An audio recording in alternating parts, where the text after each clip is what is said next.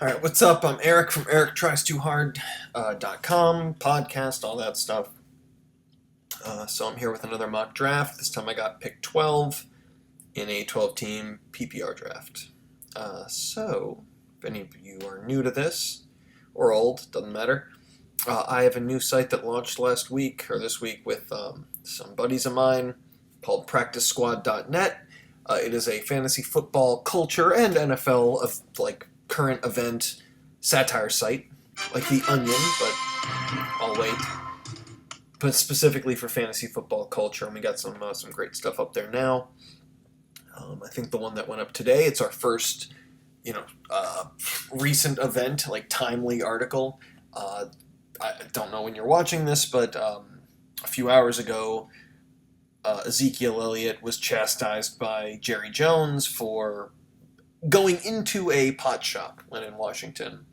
And our headline, I'm not laughing because I think the headline's funny, even though I do think it's funny. I'm laughing because I am so bad at remembering everything, even if I was a part of making it, so fuck it. While I load that up, thank you for watching. I'm a strategist who uses some of the best tactics and techniques to figure out what players are good. But again, I'm not an NFL specialist. But I am good at strategy games, and I've been heavily focused on fantasy football, and I think I figured out pretty solid strategic ways of going about this, especially with the draft. Our headline for Ezekiel Elliott was Ezekiel Elliott's pot shop visit, a refreshing break from NFL's violent crimes. That is the one from today. We had most recent notable favorites. God, am I just murdering these jokes? I think they're good, but I can't tell a joke to save my life. The ones we had this week, we had fantasy team owner suspended 4 games for shitty Deflategate team name. New ESPN feature can auto-draft team and set weekly lineups, so don't think we won't replace you, Jason. League accidentally shipped WNBA draft board. Rolls with it. DeBrickashaw Ferguson retires from signing his complicated-ass name. And lastly, NFL releases updated rulebook presented by FanDuel. So if you like satire and comedy with fantasy football, come on and check out PracticeSquad.net. Just in time for my first pick. Suck it, world. I love end picks, or swing picks. I really, really love them. I got the 12th pick in this draft. And I always tell people, I love them because I trust myself in the draft a lot more than other people. So knowing that I can grab the next 2 picks, whether it's the beginning or the end of a round, is very comforting to me. Because then I can go, well, I'm going to pick the 2 best players off the board. If I'm going right in the middle, then I feel less comfortable because I'm like, well, all right, I picked somebody. Now I got 12 picks before my next guy. It's harder to accurately predict or project your own strategy when you're, closer to the middle. Because you have no idea what's going to happen in those next, 6 to 12 picks. But having a 1st through 3rd or a 10th through 12th pick is very comforting in knowing I can pretty much predict one of a group of players I'm taking the next pick that I have. I don't really like that. But the truth is, I'm just lazy and impatient, and I love getting to pick twice at the same time. Devontae Freeman, I'm going to skip right over. Dez Bryant, people are worried because of the Romo injury, which happened very recently. I'm less worried. I'm really not worried about that. The dude's amazing. And we've seen what Julio Jones have done when Matt Ryan sucks a fat one. The Dallas has such a great offensive line. Dak Shepard, what's his real name? Played well in the last preseason game. Ezekiel Elliott's doing his thing. Everybody seems pretty good. I'm going to take Dez Bryant. I'm really not worried about it. I think I might also... So, I like Allen Robinson a lot. I like Brandon Marshall a lot. I like a lot of these guys. I like Evans. Well, let's look at these running backs. I like Ingram, I like Martin, but they're both scary for injury. So it's Le'Veon Bell, but I think I'm going to take Le'Veon Bell. He is the player who is not only, he's just been the greatest eye test ever. He's out for 3 games. I can manage with 2 running back 2s for 3 games, assuming the next 2 picks I make are really solid. So let's take Le'Veon Bell and I always say this, it's that I love when I can predict when players' good games are going to be. And pretty much Le'Veon Bell is, assuming health and suspension, going to have going to have 13 great games this season. And guess what? I know when all of them are. So I'm comfortable taking Le'Veon Bell right there. And Dez Bryant. In my mind, I just got a mid-round first pick, or whatever, mid-first round pick in the first round for value, and a late first round pick for my second round pick. Now, obviously, I picked less, so I had the best option for second round pick. However, we'll see with third and fourth if it pays off. If I can gain value on the third and fourth, or not just gain value, but this is going to be one of those drafts where, as we get to the mid part of the draft, that's going to really determine how efficient my draft was and the strategy I need to, carve out to leagues are won on waiver wires. That's how I'm going to have to figure out how I'm going to have to play the waiver wire going forward. And obviously, week to week it shifts, and as the first 3 weeks come by, we'll kind of get a better idea of who has what spot where, and who's doing great, who's doing terrible, who's doing blah, blah, blah, blah, blah. So we'll all see. Because that, like, for instance, that Jamal Charles pick, or that Eddie Lacy pick, toward the end of mid-round 2, those could have been huge value picks. So who knows? I'd rather take the high upside with pretty solid floor in Le'Veon Bell. Especially because D'Angelo Williams there. I didn't even worry about getting D'Angelo Williams. I want him. I'll reach for him if I need to. But yeah, I'm going to really watch out. For a draft like this, anytime I take Gronk, end up taking Gronk, Le'Veon Bell, or I'm sure there's somebody else who I'm just blanking on now, but definitely those two. Anytime I take one of those two early on, or if, like in round 4, I take a quarterback. Oh, right, scratch that. Anytime I take Le'Veon Bell or Gronk, or God forbid both, when did Gronk go? Anytime I take them, I really, really, really have to watch quarterbacks and tight ends and who's available every single round. That's easier to do when you have the paper in front of you. I don't right now. Or when you have, whether you're drafting on Fantasy Football Calculator or whether you're, having a draft board in real life.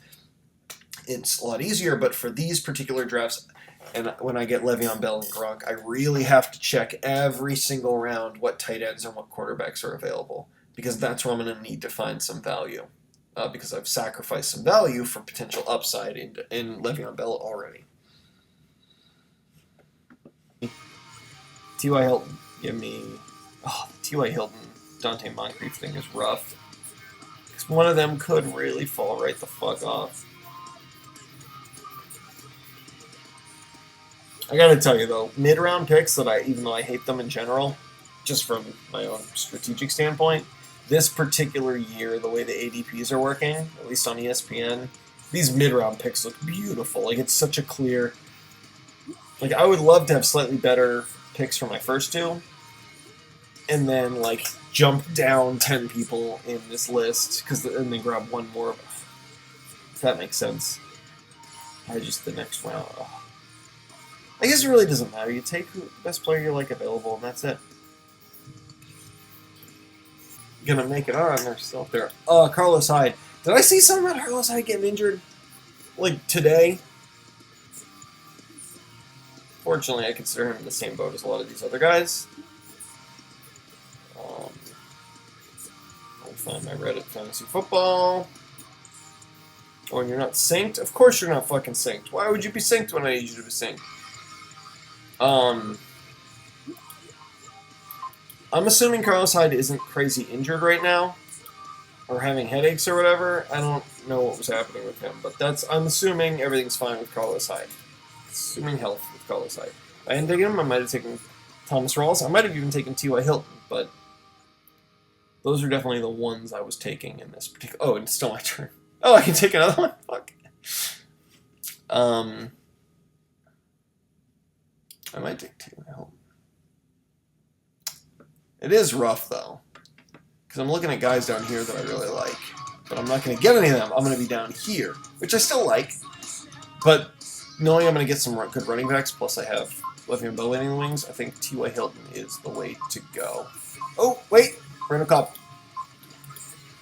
With Jordy Nelson in there, I'm telling you, So these are the people I'm bullish on: is Demaryius Thomas and Randall Cobb as guys who I think Demaryius Thomas is actually going where he should go. But some drafts you see him slip a little bit. In fact, this draft he slipped a little bit. He was a couple picks away from the end of round 3. Yeah, that's great. You should take him at the beginning of round 3. You should be lucky to get him at the beginning of round 3. Granted, Amari Cooper and Keenan Allen are right there too. All 3 of them are fantastic. I really don't like people taking tight ends super early. But I could just be an idiot. I could be wrong. I don't.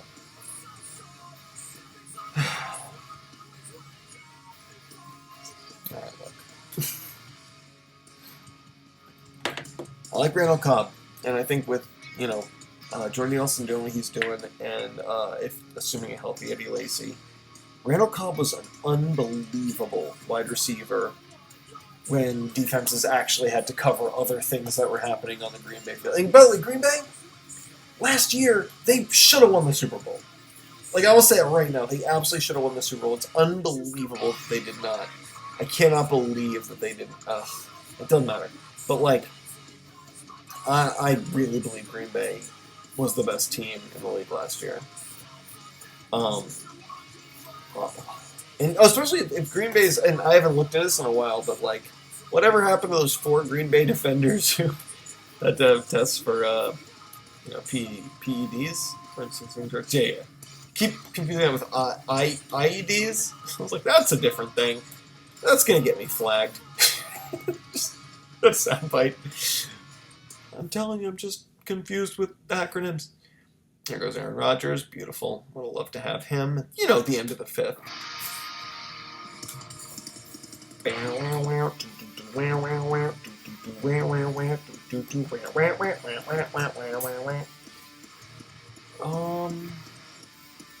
I'm liking these next couple picks. I expect to get some decent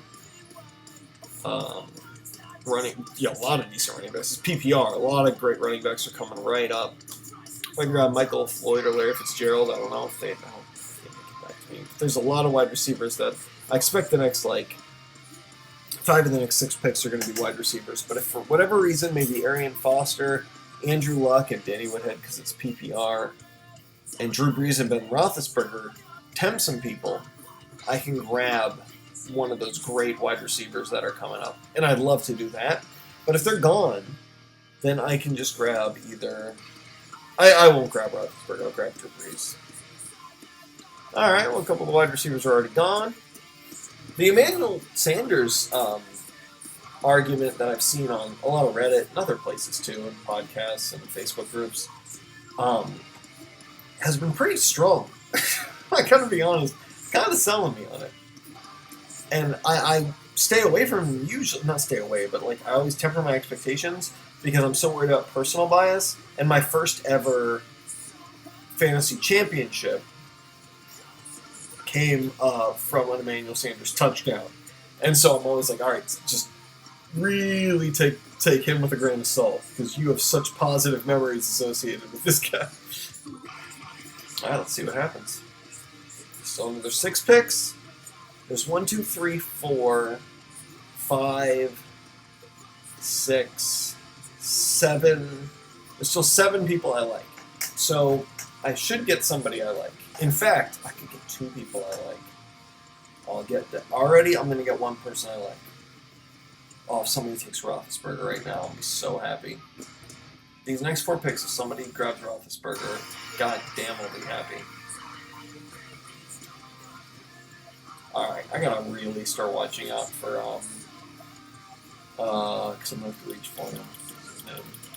D'Angelo Williams, 94.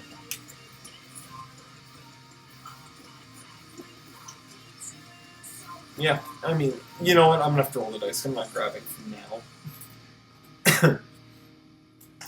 And the truth is, Carlos Hyde as a running back 1 and somebody else as a running back 2, assuming my flex is really good, then I'll be crazy happy with this team. I'm calling it right now. This is going to be one of those teams where I'm super stoked on my lineup, and then my bench, after 2 bench spots, is going to be so thin. That's what I'm calling right now. There goes Drew Brees and Michael Floyd. I love, and oh, fuck. All guys I like. Well, I'm going to get 2 people I like. Oh, this Larry. Oh, fuck, John Brown with all his headaches. That's scary. I hope this gets resolved. For him, period. For like, fantasy purposes in the next couple of weeks. And Larry Fitzgerald, I love him. I just worry, the whole. All right, what happens 6 weeks into the season? What's he doing? Is he hurt? Is he tired? Is he slowing down? Everybody is weak as shit as the season goes. This is probably why a lot of these running backs who are. This might accidentally be a huge pro wisdom. Why all these running backs who replace injured starters are amazing. It's not because they're amazing and then fail the next year. It's not because they're amazing. It's because everybody else is exhausted from 3/4 of a season of football, and they're fresh as shit. I got Larry Fitzgerald. I love. Andrew Luck is right there. Arian Foster's a crazy awesome upside play, and Danny Woodhead is great. There's Tom Brady just sitting right there. I'm going to take Larry Fitzgerald. Oh, Drew Brees is gone? Wow. That changes things.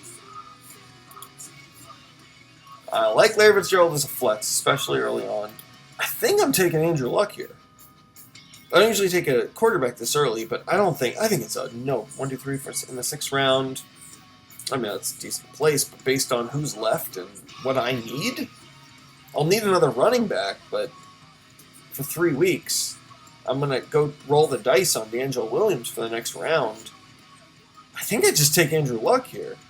Is there any value? Because the Tom Brady value, but I'm not going to get Tom Brady. I'm taking Andrew Luck. This is insane. If my bench ends up having any reasonable amount of depth, this is probably the best team I've drafted. Again, unless Carlos Hyde is injured as fuck, and I should have taken Thomas Rawls in that situation. So, like I said, if it turns out that he is or becomes injured as balls, pretend Thomas Rawls is there. Balls to the Rawls, or is it Rawls to the walls? Who gives a shit? All right, now it's loading up. All right, give me our fantasy football. By the way, if you use Reddit Fantasy Football, Ben Watson is out for the season with torn Achilles. Son of a bitch. I'm from Baltimore. Hey guys, my team sucked last year. That'll be his career. Jesus. Gilmore, Pitta, Williams. Are there any worth grabbing? Oh, sorry. I thought they were gonna list. I jump to conclusions a lot, so let's pretend I didn't say that. Yeah, that's rough.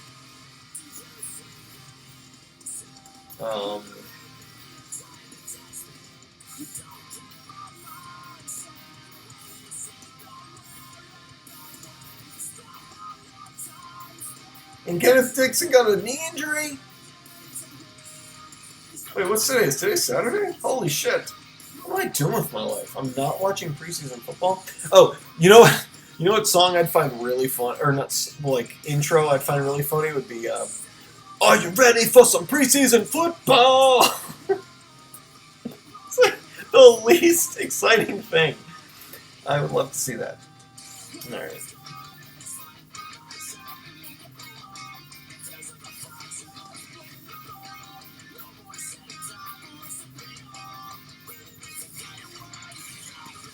I'm trying to find the Carlos Hyde thing. Why did I think I saw something where he got injured?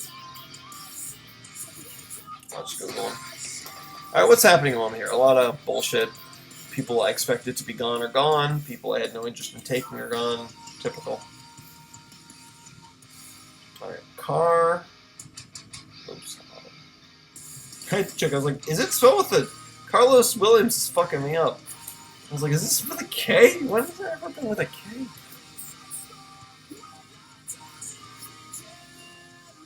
Oh, look, I had to go off of PracticeSquad.net, the hilarious fantasy football satire site.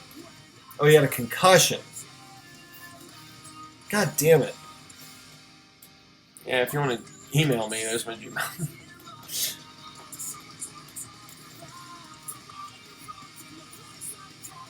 Alright, what are we looking at? Got a concussion. Oof.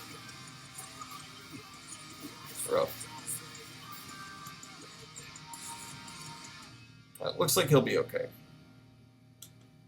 Or Sean Drawn will be the guy. Well, whatever. Pretend instead of Carlos Hyde, I took fucking Thomas Rawls. If that's what you got to do to kind of evaluate this team, had I been confirmed about the concussion, I would have taken Thomas Rawls. So assume I had Thomas Rawls. If that ends up being a thing. And so I took D'Angelo Williams. Yeah, that was the risk I took. I wasn't going to grab from that far out. There's goes Colby Fleener too. I like Colby Fleener a lot. But I still, Andrew Luck plus Larry Fitzgerald, I mean, I would have loved to take D'Angelo Williams and Colby Fleener in the next two. That would have been great. But, 6 picks off. And here's where I go and see all this crazy value on quarterbacks I would have liked. But not really, because Andrew Luck is great. Ooh, this song is such a good hook.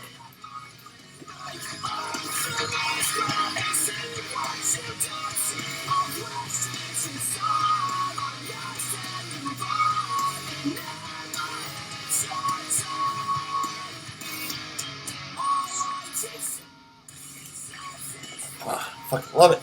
Alright. What else we got here? Alright, who's coming up? What do I need? I need a tight end, so I'll check on tight ends. I'm not going to take a backup quarterback. I'll look at tight ends, and then bench spots.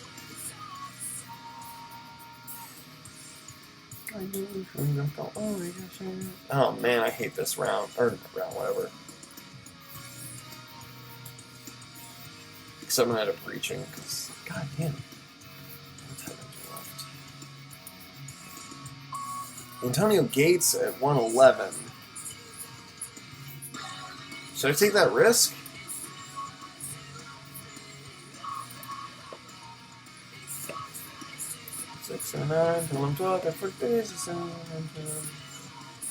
I'll take that risk because there's one. God damn, I want to love Allen Hurns. Michael Crabtree's kind of fallen out of favor, but he's been a thing. Dante Parker, pretty late. And Kevin White, yeah, this is all like question. Doing.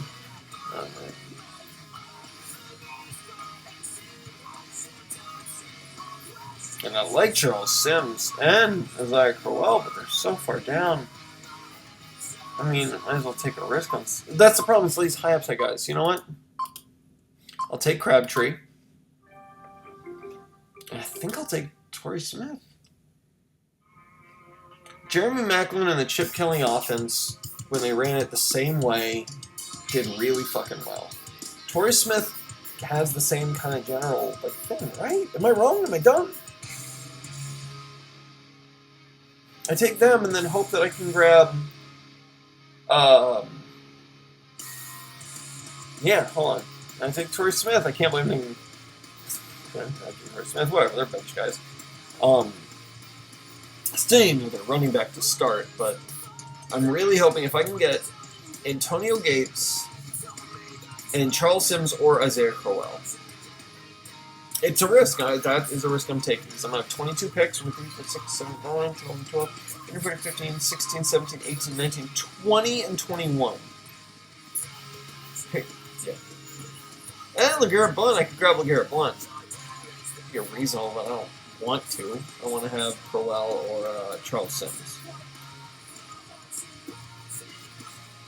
I'd probably still grab Crabtree and Smith if this was a... if this wasn't like an online draft where I can see the ADPs everyone's working with. I know plenty of other people use different ADPs. I'm using different ADPs. I'm using these ADPs. I'm using my own rankings based on ADP.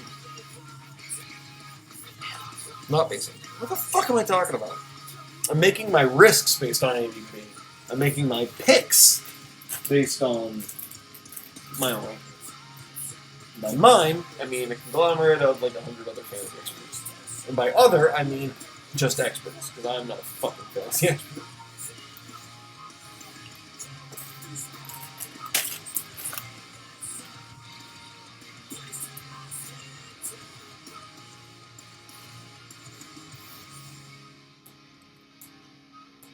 Well, somebody went to bed. It's only 1 in the morning. For you, you could be on the East Coast, or West Coast, I mean. You could be 10. Yeah, baby.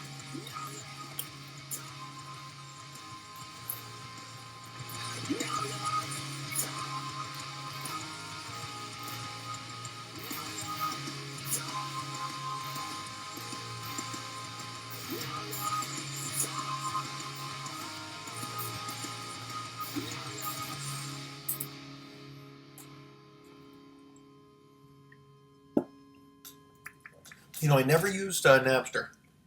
I was not downloading music illegally until after Napster. I never actually downloaded anything. I just knew people who did. But in 2005, my then girlfriend, now wife, goddamn, it's a long time, we got a subscription. She got a subscription to Rhapsody, which has now been bought out by Napster. So I'm listening to music on Napster every single day. She canceled that subscription, and this is how much Lars Ulrich is a douchebag. I don't like Napster because it's associated with Lars Ulrich, even though he's the one who sued it to get it shut down. It's just like anything he touches is evil. Like, I have an 18-year-old daughter, and if Lars Ulrich picked her up, I don't know if I could love her the same.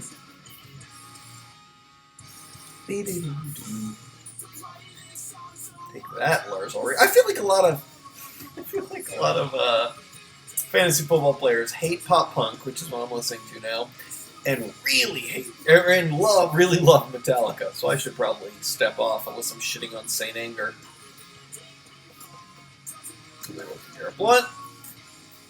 God, is anybody gonna be left for me?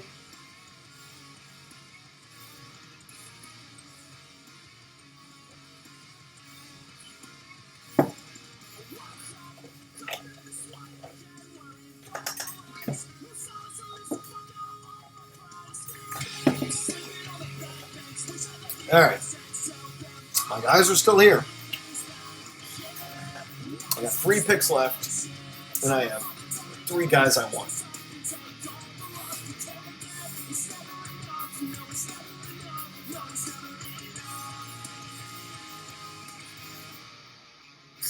Oh.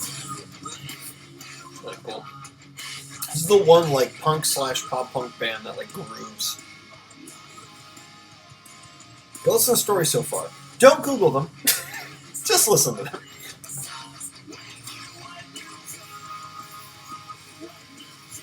Actually, fuck it. Yeah, Google them. See the singer dropkick guys and girls off of the stage for taking selfies. And see him fighting security guards who manhandle his fans. Everybody's here. Alright. Do I take both Charles Sims and No, I take Charles Sims, because that's who I want as my substitute running back with high upside. Isaiah Crowell has crazy high upside, but I think I just take my tight end so I can settle my lineup. Alright, here's the test. If my next 4 bench spots, if I'm left with reasonable value somewhere across the board with these next 4 bench spots, I'm going to be so happy with this team. I'll be crazy happy with this team. This is a team I brag about. Because usually I settle on a really low-end quarterback, and I don't have crazy high upside on certain positions.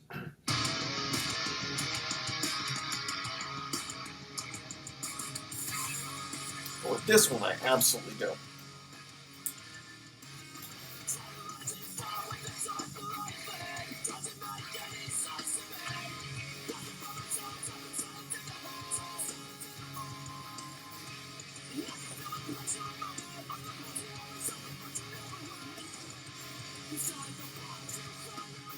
So what do you guys like to do? What are your other hobbies?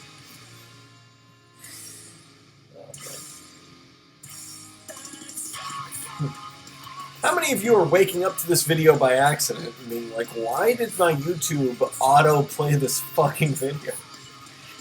That's my deepest insecurity about how many hits some of these videos get, is that I'm just like, I bet it must have just been, I tagged it right, or the algorithm threw it into your playlist, or whatever. Not playlist, but your autoplay. And most of my, in the last, 2 weeks, maybe it was 1 week, It's suddenly 12,000 minutes of video watched. I'm like, there's no way people are actually watching my bullshit. I appreciate it if you do, but I was in music for 15 years. Like, I've been so beaten down by the idea that anybody gives a shit about what I have to do or say or create or put out that I'm just like, there has to be another. It's a scam. There's no way. Anytime something good happens, I'm like, no, there's a secret ulterior motive. There's no way. Ugh. Killing time before my next bit. I was not a singer, so suck on my dick. PracticeSquad.net, PracticeSquad.net. You know, the smart thing would be to shut the fuck up about it and just put a little link up in the description.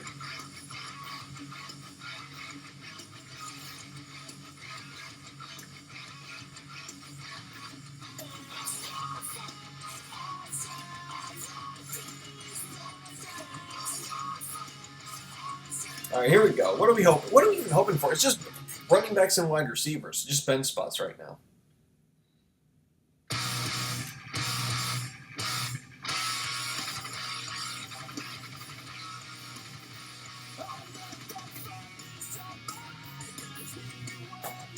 Ah, shit. Okay, look. This is interesting. Say James White comes to me. I like James White as somebody to draft, but how long until Dion Lewis is back? About 6 to 10 weeks? That might be reasonable. Right now I have Charles Sims and Carlos Hyde for a couple of weeks. Or Thomas Rawls if Carlos Hyde, like, something fucked up with him. It's all mock. Who gives a shit? I don't know. I'm not touching Baltimore. I love Baltimore. I'm not touching Baltimore's wide receiver core.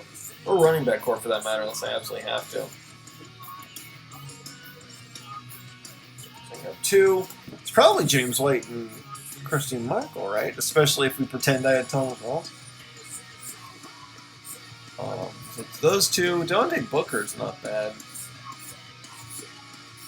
Mohamed Sanu is an interesting choice, but I have so many. I have 5 wide receivers already.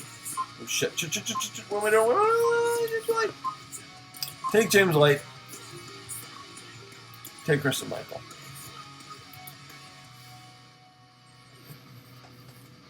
This would be interesting.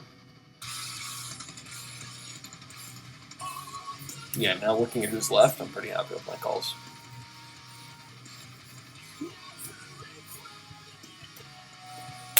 All right. 2 more decent bench spots, and this is the best team I've drafted.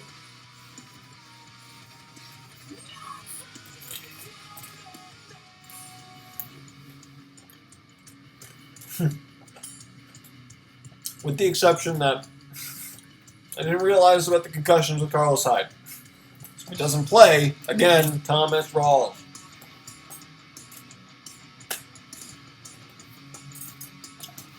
I wonder how much people just kind of go, okay, who are watching it, just go like, all right, I'm going to skip to the next pick. I'm going to skip to the next pick. And you're missing out on all this gold.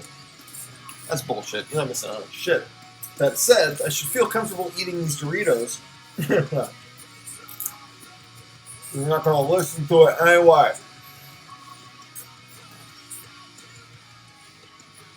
Why am I so defensive? I'm putting myself out there.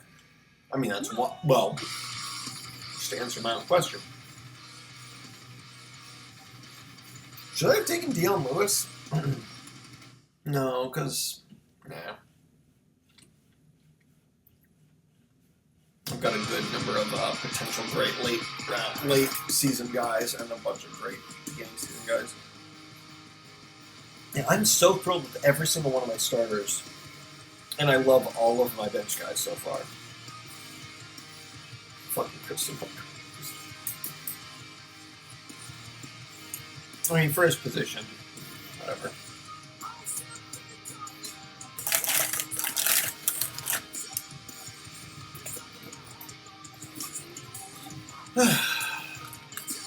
I will say though, like late round, that's when like all the auto drafters, it becomes like, well, they would have taken all these backups.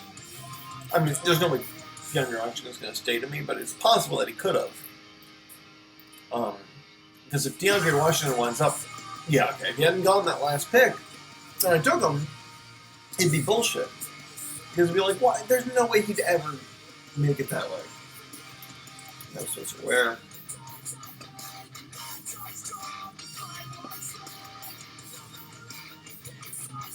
Is he the main backup?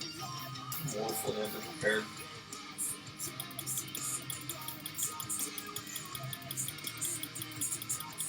Yeah. Grab where? Grab that handcuff because he's just sitting around. Maybe turns west. I know I said I wouldn't grab Baltimore or anybody Baltimore, but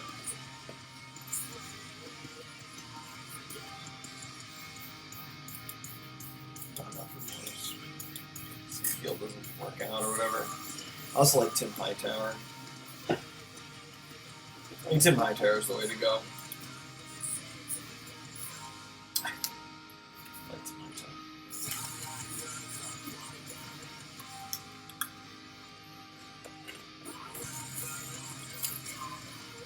We can debate about my last couple of bench picks, but whatever.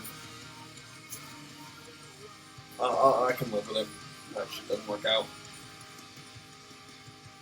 But yeah, like, this is probably the best team I've drafted. What pick was this? 12th? I hate 12th pick usually. I mean, Andrew Luck fell in my lap. Le'Veon Bell, this Bryant thing was pretty sweet. Everything else, the bench spots, like the first 4 bench spots were perfect. Yeah, just worked out. There are plenty of drafts where I did everything, not everything, but I did a lot right, and things didn't work out. And I have to, like, the more I have to carve a path to the gym.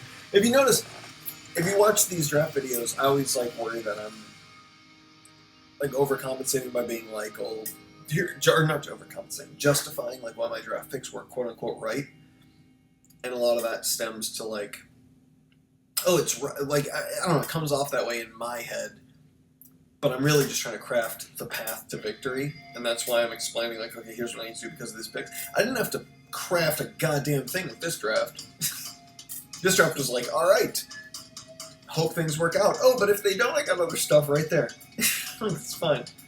Waiver in. If quarterback and tight end shit goes bad, I got plenty of waiver wire support. It's a great draft.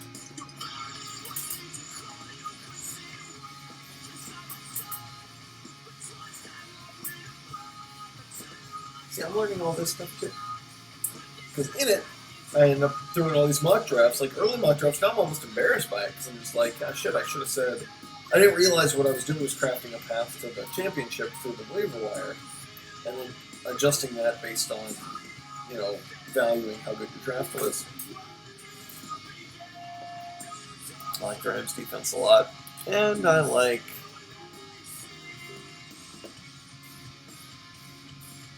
Who gives a shit? I don't have my kicker rankings in front of me. By my, I mean somebody else's, because why would I be ranking kickers or players in general? I have a cat named Robbie Gould, so good luck. Alright, I hope you guys enjoyed watching this. I will catch you all at some point. Have a good night.